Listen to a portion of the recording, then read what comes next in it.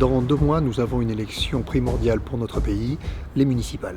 C'est primordial pour la commune, pour l'agglo, pour le pays. C'est le quotidien, mais c'est aussi les problèmes de fond et les projets.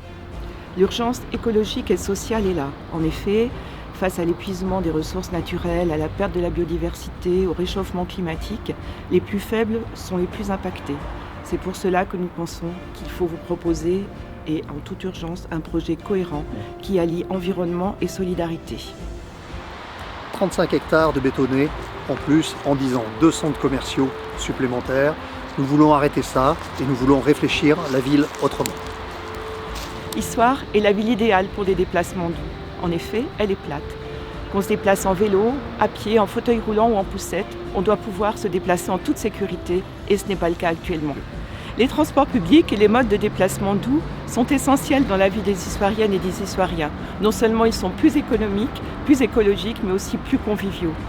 Nous prônons un plan de déplacement urbain qui puisse relier les quartiers et le centre-ville, mais aussi les communes avoisinantes. Les services publics, les commerces partent du centre-ville.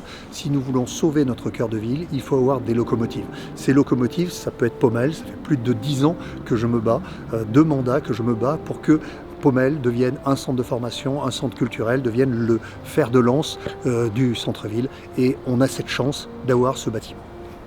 La sécurité des biens et des personnes est notre priorité. Nous voulons étoffer l'équipe municipale, la police municipale, pour qu'il y ait un agent référent par quartier. Pour nous, le vivre ensemble fait partie de la qualité de vie. Les acteurs du monde associatif et de l'économie sociale et solidaire participent à ce vivre ensemble et nous reconnaissons leur travail. Nous pensons que chacun doit pouvoir pratiquer une activité de loisir et doit aussi avoir le droit à la santé. Cela participe du bien-être de chacun. L'air que nous respirons, l'eau que nous buvons doivent être d'une qualité irréprochable.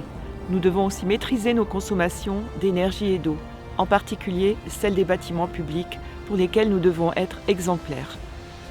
Une ville dans son territoire, ça veut dire qu'il faut travailler avec les autres communes du territoire, de l'agglo Pays d'Issoire, plus de 80 communes. Issoire doit retrouver son rôle moteur, doit être vraiment le centre de toute décision. Nous vous invitons à une table ronde avec des professionnels pour échanger, pour débattre sur la transition écologique.